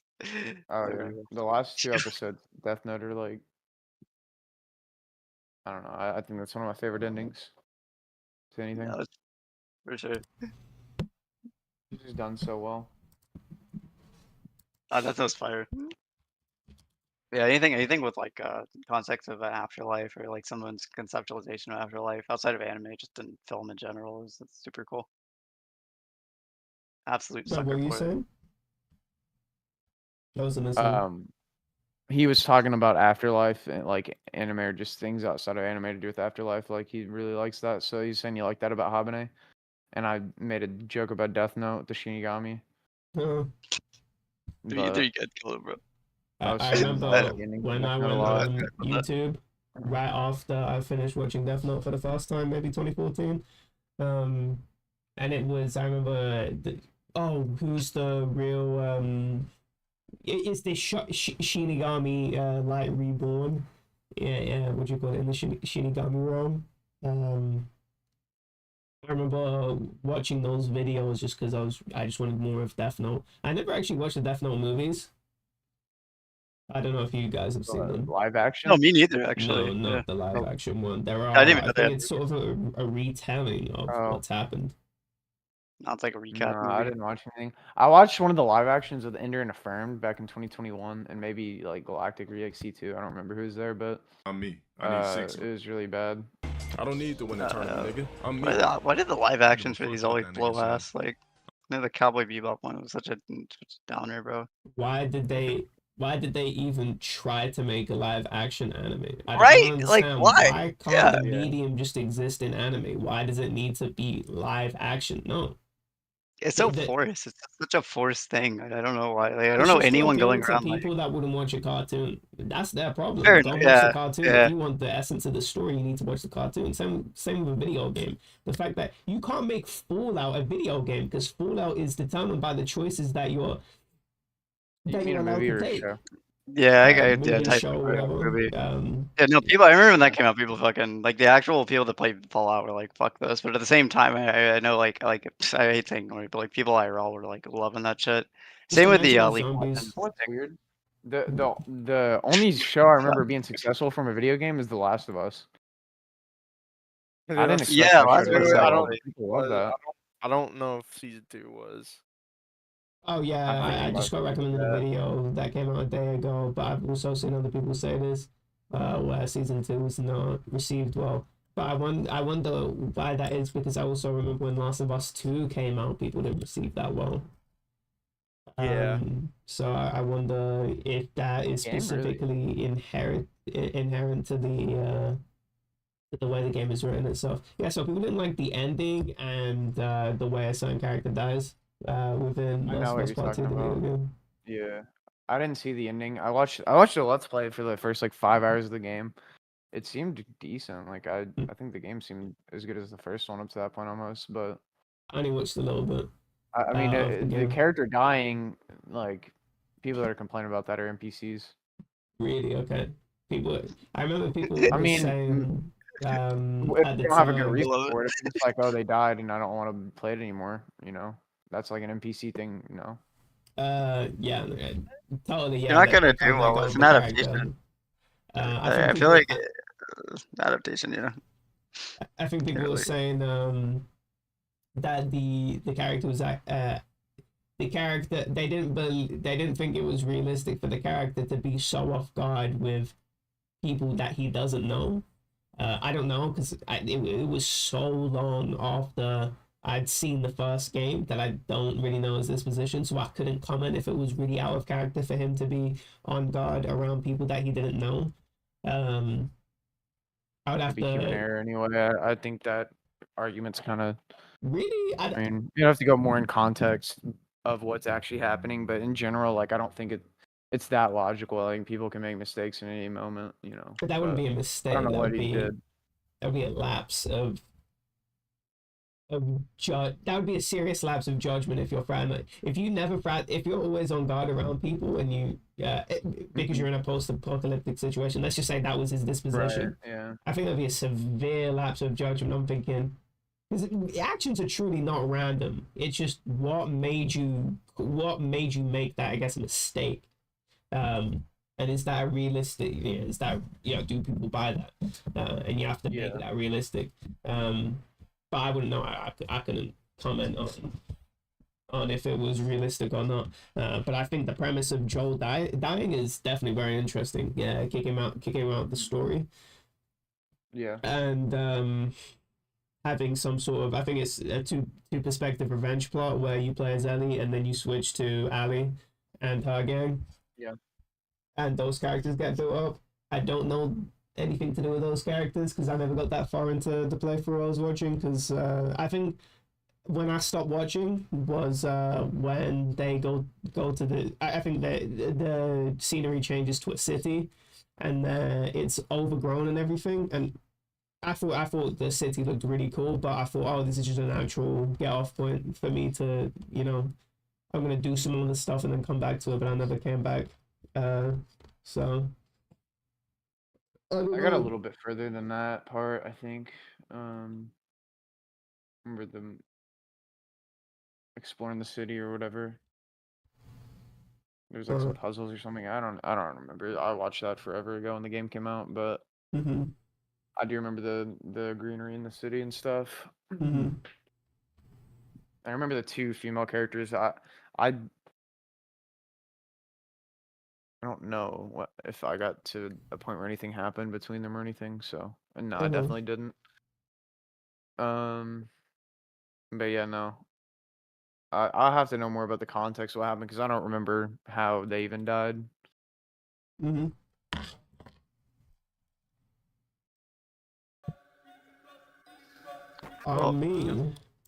I'm gonna go cough up phlegm. Hopefully we'll be back unless I die. Drink hot water. Yeah, drink hot water. Yeah, I might do some like tea or something. I think I have some apple cider somewhere. Anyway, fun talking. All the best. Yeah, peace. Apple cider. That's Like, I drunk. feel like I make myself way too accessible to niggas. Like, people get banned, they DM me, like, why am I responding to niggas' DMs? Like, I'm me. Yo, a lot of you niggas with a blue... The fact that LTG says I'm me, that guy's a crazy ego. I'm me. Your lids being in my motherfucking position. But, that's why I'm me, and that's why you're you. Your lives suck, bro. I'm always gonna be better than you. Why? Where do EXE go? Because I'm me and you're you. He always mutes when there are other people in the conversation. Discussions. Yeah, he doesn't like the discussions. He isn't like talking to me. Oh. No, he was deafened before he showed up, like well before. Yeah. Oh wait, we never got to ask you, dude. Wonder was talking shit about Arya, so. Yeah, he's just telling me in DMs. That's what it was. I'm like, it's definitely not an anime for everyone.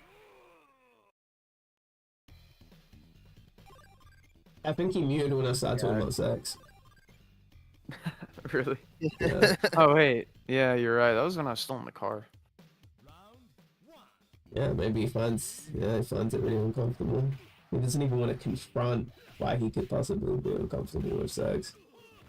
That's interesting because that's an observation he made about me. But it was specifically to do with masturbation. I just don't want to talk about it. I'm thinking, man, I knew you. It's one of those things where it's like, I knew you when you were a kid. So me talking about masturbation with you, I don't know, that just feels wrong. I don't feel the same way, but I re-thought about it. I go, oh, okay. I guess it really doesn't matter but it feels wrong because I still see EXE as that punk kid, you know. I'm just like, what the fuck? What am I talking about? Masturbate? Like, it's not masturbation in terms of an adult conversation about it. It's a completely degenerate conversation. He's telling me he's doing it at work, and I'm thinking, and he's saying, like, oh yeah, what porn stars do you like? Yeah, I think he said he did it at one time at work in the toilet. I was thinking, man, you're crazy. I've never done it outside of my house. That's gross. Yeah, I mean, it's a little bit much, yeah. And I don't think that's that uncommon, but it's weird. That's to be more uncommon because for me, it's a very comfortable thing. I have to be comfortable. Yeah, for sure. Same for me. So the fact that he could do it in a place where you're doing it in a toilet, public toilet. That's a little bit dirty. I couldn't get comfortable in that situation. But also, when I'm out, here's the thing, right? If I never need to masturbate, if I'm talking to people all day and I'm out, those two things, I just don't feel the need to masturbate ever. So if I'm always talking to somebody, I'm just never gonna masturbate. It's because that's just one of those I only get that feeling when I'm just bored. That's just a boredom feeling. That's what I was gonna say. That's exactly what I was gonna say. Literally, like, bored. If you masturbate yeah, too much, I'm just bored all the time. Yeah, I think I'm with you. So just find things to do and then you won't masturbate. Because he was telling me that he didn't enjoy masturbating. But still did it. And I'm thinking, no, that's different. That's definitely not a situation you want to be in where you're... that's probably... You've probably passed the threshold to addiction. If you're doing it when you no longer enjoy it, you're doing it outside your house. Which sucks, yeah. Because that's one of those things where... That's not an addiction. When it comes to drug addictions and anything adjacent to that, it's very easy to talk about. In relation to... what you call it? A porn addiction. Because if you have a porn addiction or a masturbation addiction in general, if you're a kid, you're not really talking, you're never bringing it up to your parent. With most parents, I'm not talking about that. To my knowledge, where you're comfortable talking about sexual things with them, which just sucks, I think. My parents, I think my parents traumatized me. Or my mom traumatized me. With the way she handled sex, because she basically never ever wanted to talk about that. Never even let me watch kissing scenes. She would always cover my eyes, which is, yeah, as crazy as it sounds. So I never saw a kiss until I was at least around my mom, and it made me shameful to see a kiss. I would always look down, really awkward, which is you're just fucking up your kid, because kissing is so common, so ubiquitous, and it's also just a sign of affection that you see it's a very publicly displayed thing. So to set up your kid for a failure like that, that's insane to me. The fact that you could do that to a kid, and I still resent her for that. That's insane to me. Because imagine if you get touched right as a kid, but you feel uncomfortable to talk about sexual relations with your parents because they made it that uncomfortable. You fucked up your kid. That then they're not gonna be forthcoming with abuse, and you want them to feel comfortable around you, especially when they're in their teen years, and you know guys just don't know what they're talking about. Porn doesn't teach you enough to know, and that's where a lot of people are getting their education from. Depending on where you are. Now, I thought our sex ed was good. In my school, at least satisfactory. But I know it's different. I think it might be different state to state in America. What was your sex ed like? Did it even exist? It was garbage. Okay. I mean, in a way, but not really. I didn't have a class like that. Interesting. I was talked about in multiple different lessons. It was in science. So when I got into secondary school, that's something that. So it was something that was sex ed was something that happens in year 5. So you would be 9, I believe. 9 what? to 10. Really? Yeah. 9? So yeah, that's when What? sex ed begins to happen. And dude, that's crazy. That's funny that you think it's crazy, because I think that's you probably should learn it by that age. I think with all the. Because you have to react to the media environment people exist in, and I had access to the internet. I heard people talking about that. I think at that age, and that's when this is sort of the beginning of when people are starting to abuse porn, when children are starting to abuse porn. Yeah, I think he actually was 9 when he started using porn, which is insane to me. I can't even. You are masturbating to porn. I was 14 before I even ever looked at video porn. That's insane to me. That it's fucking you're 9.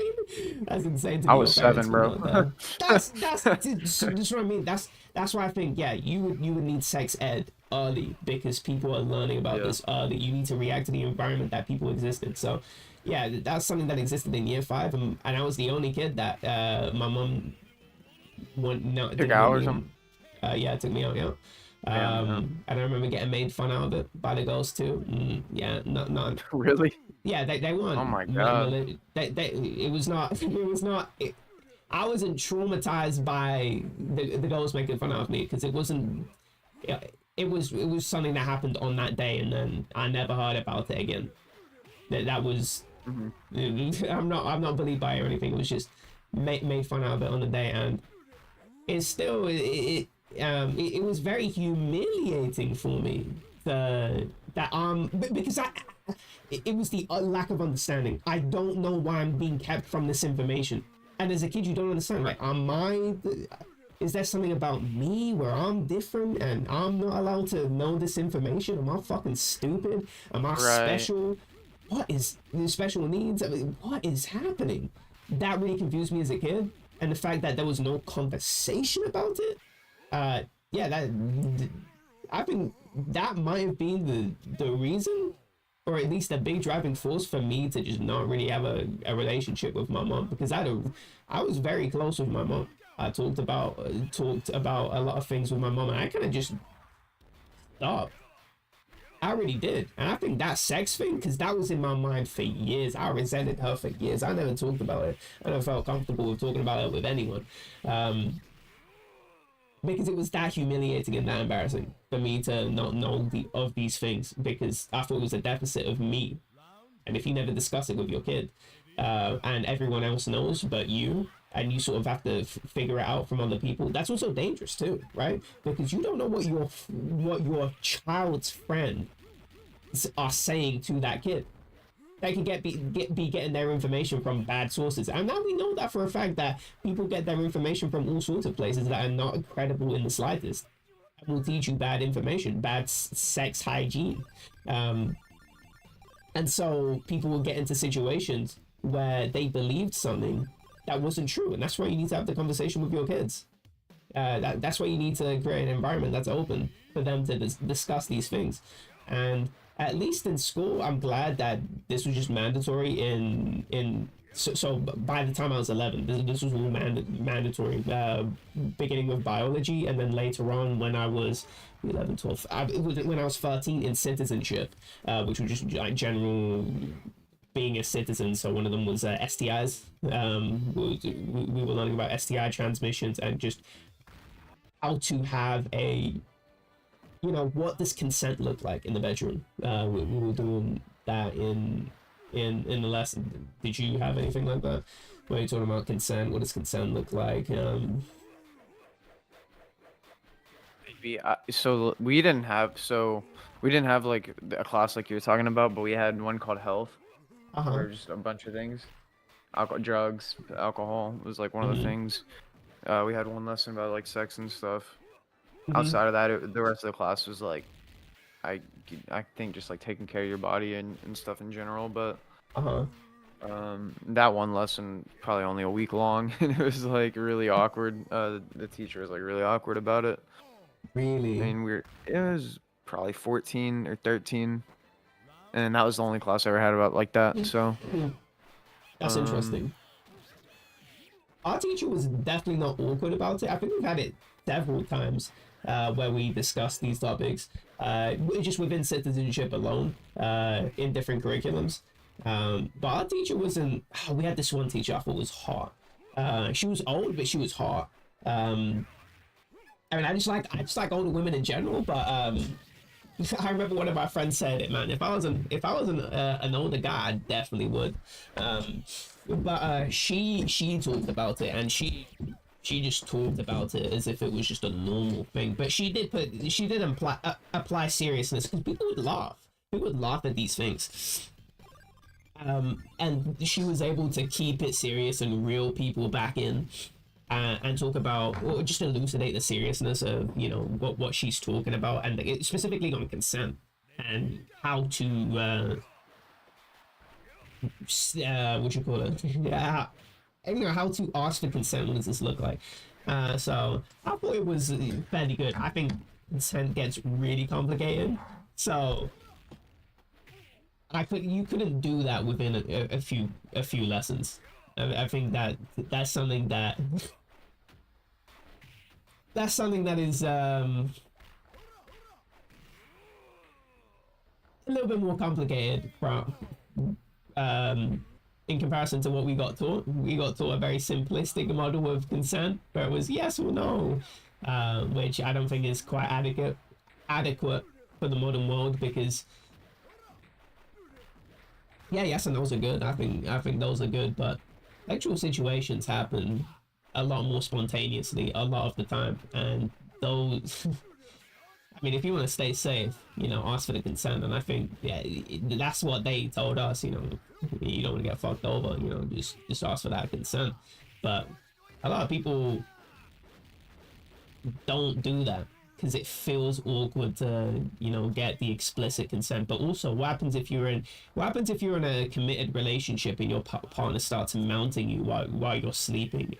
Is that something that's expressed beforehand? But what happens if they do that? Let's say you've been in a relationship for 6 months and then they start mounting you while you're asleep. Is that what is the appropriate reaction? What reaction would be if your partner started doing that to you and you've been together for 6 months?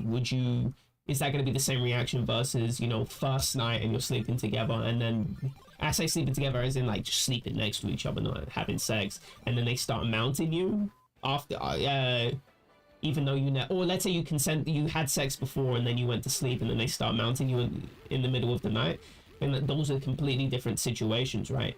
But in the consent model we got taught, that would just be, it wasn't context sensitive. But I feel I'd feel offended, but it wouldn't be, whoa, I'm considering reporting this to the police with a partner I've been with for 6 months, and we've had sex enough times where it's one of those things where when your friend says something to you, I feel a lot more, you're my friend. That's different. The boundaries I have you is different. You can touch me in ways that are different. If a stranger touches my shoulder, I'm thinking, whoa, that's uncomfortable. What the fuck are you touching me for? But if it's a friend that touches me, that I've known you for, yeah, I just feel different about that. And I apply that same model where it's not that I wouldn't be offended or I feel insulted by the action, but it's the level of indignation I would have is just completely different. One's a police matter and one's a, well, can you never do that again? Or can we discuss consent beforehand? Because I don't want you mounting me. That feels uncomfortable. You using the body like that. So that's why I say consent is definitely complicated, especially the repercussions on certain actions.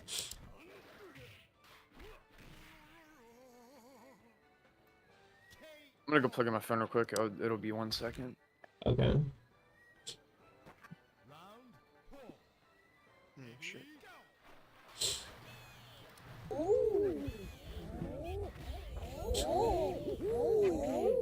On me. I'm in dire financial straits. Wonder told me that he was oh yeah, Tricky's actually you kind of probably want to hear this. Wonder told me that he was he was on like drugs or something while watching Arya. Oh. Really? No, he was saying it's the best way to watch it. No, he just brought up. He just said something about. He just started saying like what the worst anime like ever is, and I'm expecting him to say something like Dawn did on or something popular. That'd be justified from saying. He said Arya, and I'm like, what Arya? One like that. Yeah, I mean, you definitely was not paying attention. Mm-hmm. It's that because like I see where he's coming from what I've seen. He had a pretty good reason. And he said like, okay, I've seen the first 2 episodes. I've seen them all. That's how I feel about a lot of these like episodic anime. But it was just like it's not like it's got a cool atmosphere, and he said that too. But I'm just like, I can't believe you'd start out by saying that. That's crazy. He's definitely worse than me.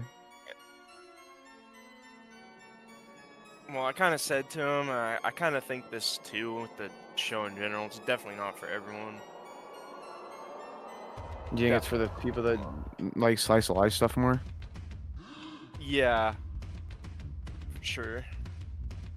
Slice of life, huh? But yeah, I'm gonna be honest. Only slice of life. Well, actually, like most of them, it doesn't really overstay its welcome, at least to me. It has. What do you mean by that? Like, the episode count, or? Yeah, like it's not. I think it's like just right. It's as long as most. Like, I mean, it's the same length as Hibernate. Well, it's got like multiple seasons too. It's got a bunch of seasons. Yeah, 50 episodes. Oh. Yeah, that's pretty lengthy. It is lengthy, but it's not like super duper long.